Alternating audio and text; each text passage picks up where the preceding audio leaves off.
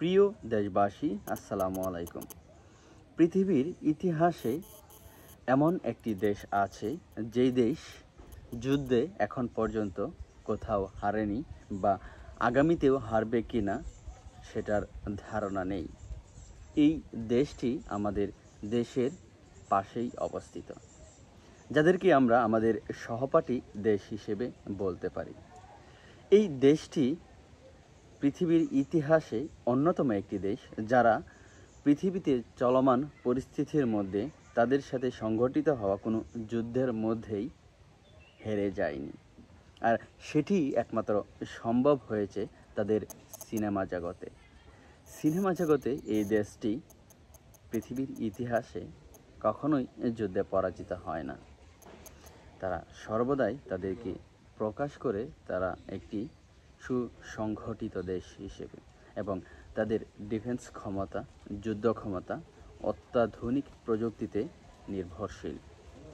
অথচ আমরা মাঠের পরিস্থিতি ভিন্নভাবে লক্ষ্য করতে পারি। তারা যেদিকেই যায় সেদিকেই মার খায় এবং যেদিকেই যায় সেদিকেই পরাজিত হয়। কিন্তু এই দেশটি তাদের শক্তি যোগান দেয় শুধু সিনেমার পর্দাতেই। আজ পর্যন্ত আমি তাদের কোনো সিনেমা দেখিনি যেই সিনেমাগুলোতে তারা পরাজিত হয়েছে যুদ্ধের ময়দানে। সেটা তাদের পার্শ্ববর্তী যে কোনো দেশেই হোক না কেন বা পৃথিবীর যে কোনো প্রান্তেই তাদের কোনো ঘটনা হোক না কেন। অথচ আমরা যেদিকেই তাকাই শুধু এই দেশটির পরাজয়ের চিহ্নই দেখতে পারি।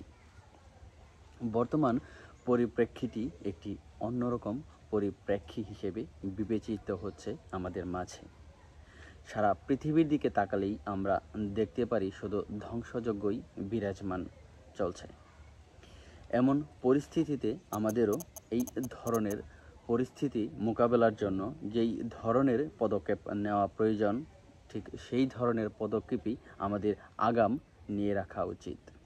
আমাদের দেশের তরুণ প্রজন্মকে কিছু সময়ের জন্য একজন সুদক্ষ ট্রেনারের মাধ্যমে ট্রেনিং দেওয়া উচিত, যেন ভবিষ্যৎ সময়ে যদি আমাদের দেশের প্রয়োজনে হয় সেই ক্ষেত্রে আমাদের তরুণ প্রজন্ম আমাদের দেশের সেনাবাহিনী, দেশের আইন শৃঙ্খলা বাহিনীর সাথে কাঁধে কাঁধ মিলিয়ে কাজ করতে পারে।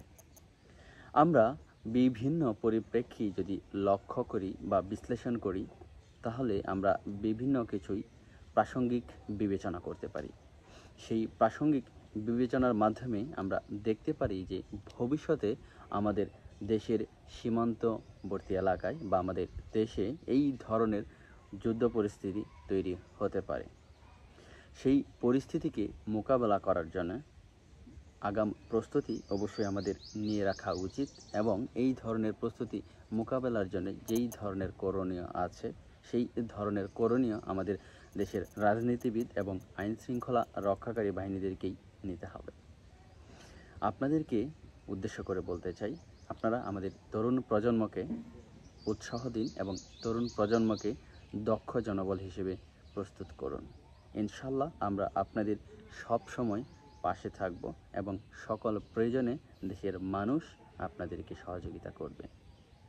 বর্তমান প্রেক্ষাপটটা ভিন্ন রূপ নিতে সময় লাগবে না। এমনকি আমাদের পার্শ্ববর্তী দেশ আমাদের দেশে আক্রমণ করতে পারে, সেটা স্বাভাবিক নিয়মে হতে পারে বা অস্বাভাবিক নিয়মেও হতে পারে। তাই আমাদেরকে কোনো দেশকেই বন্ধু হিসেবে মেনে নেওয়া সম্ভব না। আমরা বন্ধু হিসেবে মেনে নিতে পারি, কিন্তু বন্ধুত্ব থাকলেও সেটা শত্রুতে পরিণত হতে কতক্ষণ। তাই অবশ্যই আমাদেরকে সচেতন থাকতে হবে, দেশের প্রয়োজনে দেশের জনগণকে প্রস্তুত রাখতে হবে এবং দেশের সকল অপসংস্কৃতি ধ্বংস করতে হবে। দেশের প্রয়োজনে, দেশের মানুষের প্রয়োজনে সকলকেই আমাদের এগিয়ে আসতে হবে। দেশের আইনশৃঙ্খলা পরিস্থিতি যেভাবে এগিয়ে যাচ্ছে, শুধু আইনশৃঙ্খলা রক্ষাকারী বাহিনী আমাদের দেশের আইনশৃঙ্খলা রক্ষা করতে পারবে না।